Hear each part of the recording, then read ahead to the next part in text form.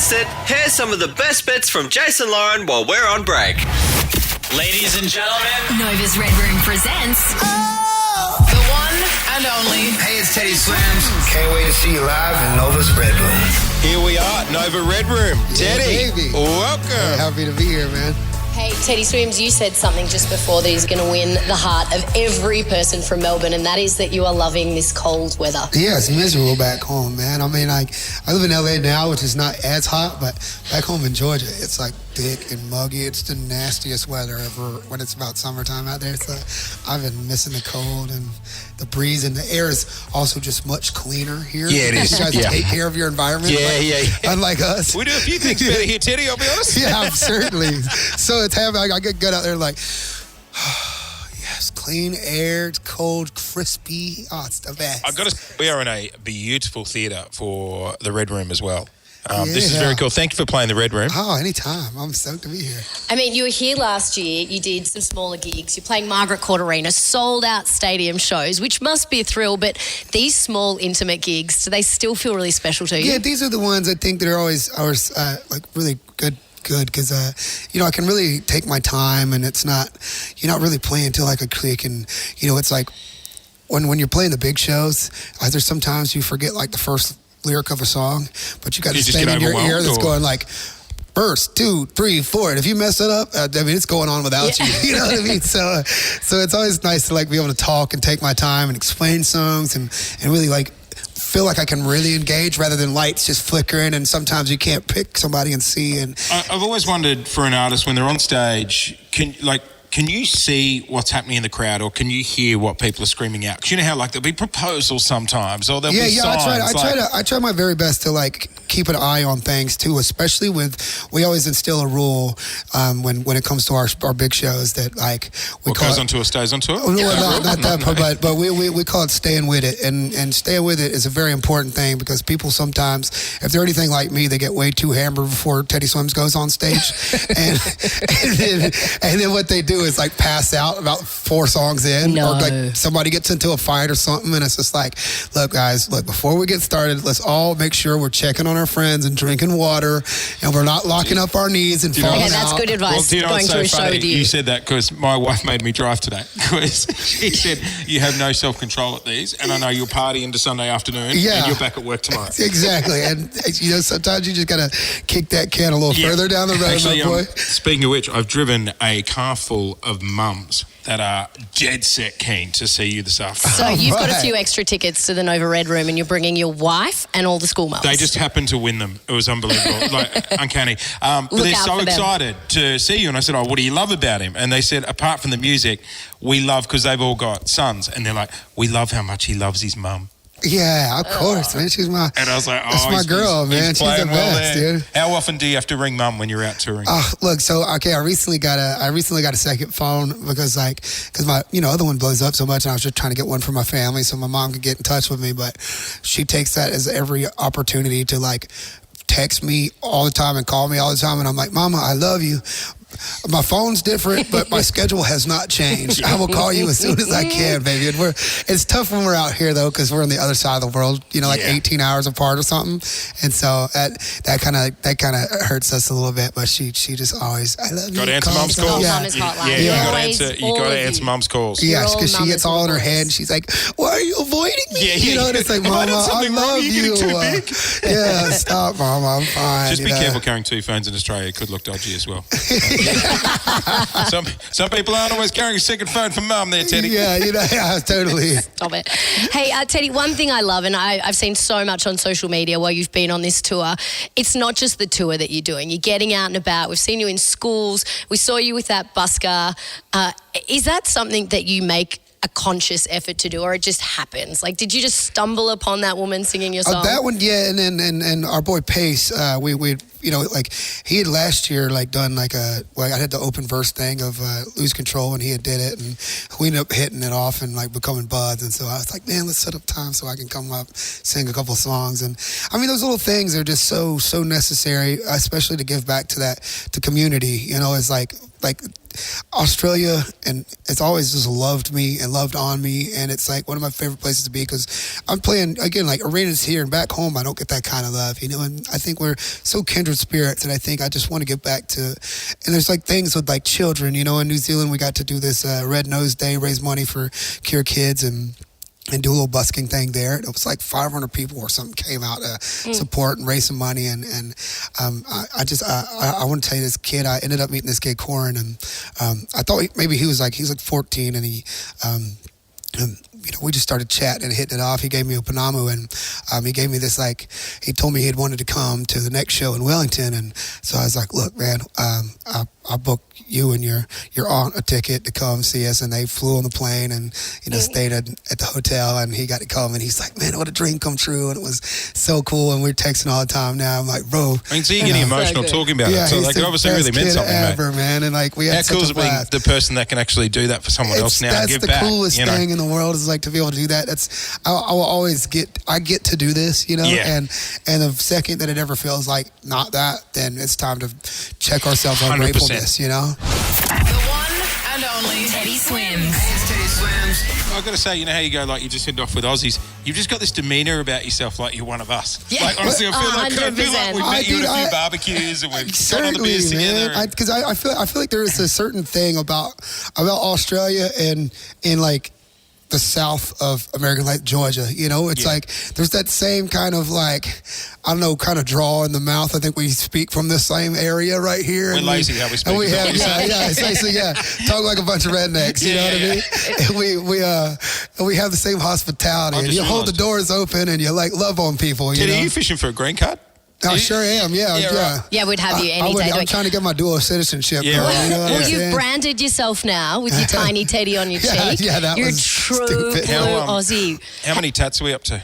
Oh, God, I couldn't tell you, man. I think on the face alone, I'm probably at 20-something. I mean, that's just... So this is your latest, though? Yeah, just the tiny Teddy. And do we love tiny Teddies? Or? Yeah. Well, we have these things back home called Teddy Grahams, and little graham crackers that look kind of similar, but they don't come with all the flavors, and they don't have the cute thing. The marketing on that is just genius. It's so good. I loved them.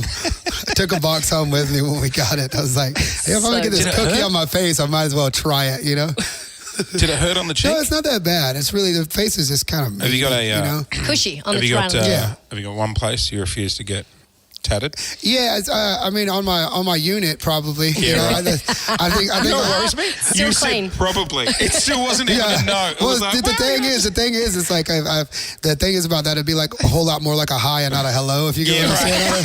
I don't have that much to write home about, so it's just I don't want to put nobody through that. We're doing a tiny Teddy on that one. Yeah, it's a tiny Teddy for sure. Hey, that is my tiny Teddy. Let's chat about the album. I've tried everything but therapy. It's a personal album, isn't it? Yeah, absolutely. Yeah, it means a lot to me. The song "The Door," it's my favorite. I think everyone I know can relate to that song, and I think does it ever surprise you how much enthusiasm people sing that song with? Dude, it's cool. We started closing our show with it because I didn't expect that one to start blowing like it did, and it really is it's so beautiful because again it's being able to take something so painful and something that was so hurtful in my life, that I had to go back and reclaim my life and get out of that situation. And I know a lot of people that relate with it or have gone through the same thing, but when that song comes on and we can all just celebrate that pain and turn it into such a positive thing and just jump around and celebrate and party through that awful thing that happened. It's like getting on the other side of that and saying reclaiming your life and reclaiming joy that was taken from you. Power anthem. It's almost spiritual in a way for me, Were you a shy kid growing up? Oh, very, dude. Because the reason I bring that up, and we've spoken about this on the show sometimes, I was a shy kid growing up, and, I imagine releasing a song is a lot like when we open up on the radio show and tell a personal. I sometimes feel more comfortable doing it in the studio with Lauren than in a group of friends. And I can imagine that moment when you've written a song so personal, who's the first person you show it to?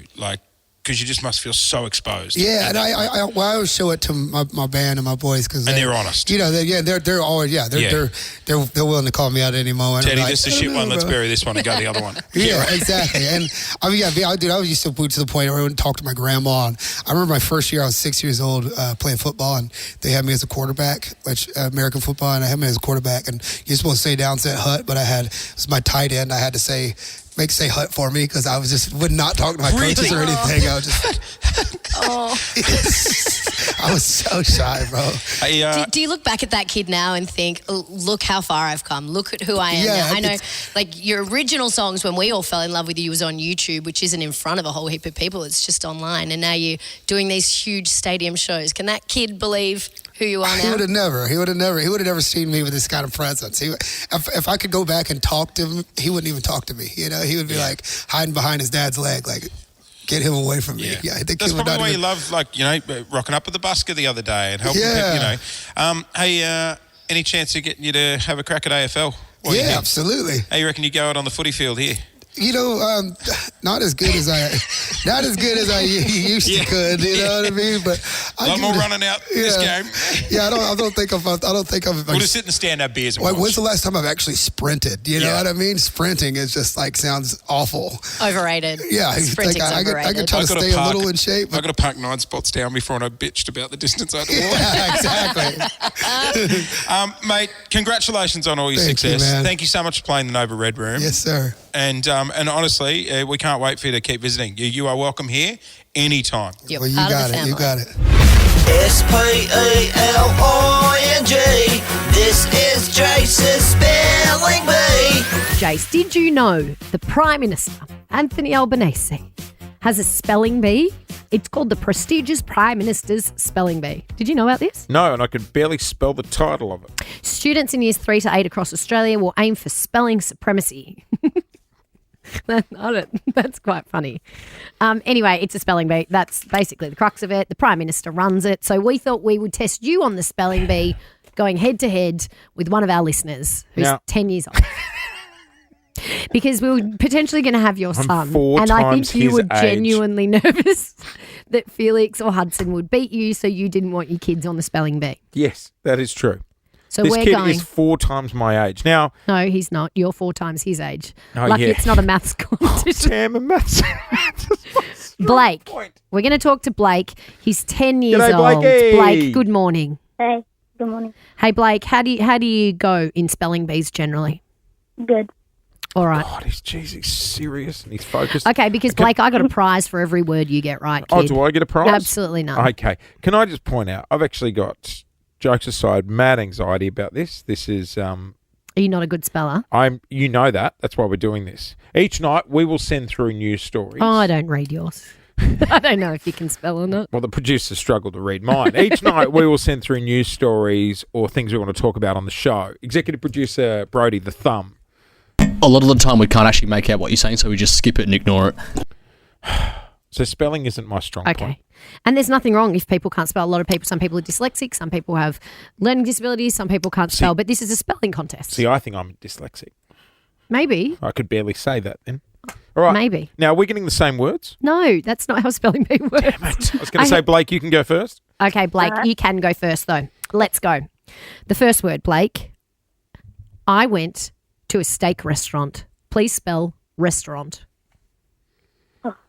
R E A U S T R E N T. It was close, Blake. It was close. Can I have a crack? You can have a go. RESTURENT. No, it's A-N-T. Oh. Restaurant, RESTAURANT. Okay, that was a rehearsal. Let's go for That's another a rehearsal, word. Blake. That one's Blake. not counted, Okay, bro. Blake. Yep. Can you spell the word elephant? Oh. E-L Yes. A-P-H E P-H-E-N-T. Yeah, it's close, and I'm going to give it to you. Oh, come on. Are you taking the mickey? Really? He just got his A and his E backwards. I didn't hear it. I heard that he spelled it ELEPHANT. Can I give it a Blake, crack? congratulations for that one. I'm giving you a family pass to Gumbaya World. I love Gumbaya World. Come get a wildlife at Gumbaya World theme park where there's water slides, thrill rides, and wildlife collide. There you go. Okay, that's a good one. Should we give Jase a hard one? Okay. I would have struggled with that. Jase, can you spell delicatessen? You spend too much money at the delicatessen. I call it a deli. DELI. Okay. Yeah, that's a good start. DELI. DELI. Del-E. C-O-N. Deli contest. T-E-S-T. Deli contest. It's not a deli contest. If it is, I'd win. No, it's DELICATESSEN. Oh, Blake, double S. he got it wrong. No, you got every word letter wrong. Right, okay, gotcha. Yep. Okay. Okay, Blake. Sorry, did you just laugh at me, Blake? No. Right. I will take those Gumbaya tickets back. Okay, Blake. Oh, we're going another Yeah, we're one. going. Really? Yeah. Blake, can you spell the word radio? RADIO. He's done it. He's done it for that one. Well done, Blake. You're Can I have a getting crack? you're getting tickets to Lightscape. International sensation Lightscape returns to the Royal Botanic Gardens for Vivid Sydney this winter. I don't know if we're sending 10-year-old Blake to Sydney. Oh, we are. Okay, yeah, we are. Lightscapeaustralia.com. Anyway, Blake, you've got those tickets too. So you got Jase. radio. I really hope you're going to give me TV right now. Okay, Jase. TV. Come on. If you get this word right, Blake gets another prize. Oh, don't do that. Don't do that. Yeah, let's do it. Shut up, Blake. In Paris for the Olympics, they have to accommodate a lot of athletes. Please spell accommodate. And Blake is going to get a. Do you want to go to the QT rooftop, Blake? Your mum or dad might like this. All right, come on. Beautiful cocktails there, Blake. Accommodate. You'll love Come it. on, Blake. Blake's mum, Carla, she wants to go. ACCOMIDOTE. No. No. Try again. One more time. ACC OMODATE, Lauren. Oh my gosh, I'm holding it in front of you and you've still missed the double M. Oh, Blake, your mum's going to be thirsty. I'm sorry. Yeah. I'm sorry. Hey, but Blake, well done. You got 2 right. So you've got all those prizes. Congratulations. Good on you, Albo. The National Spelling Bee. That was unfair. Well done, Blake. Blake beat Jase. That's all that matters. Are we really sending him to Lightscape in Sydney? What's he? I'm not sure.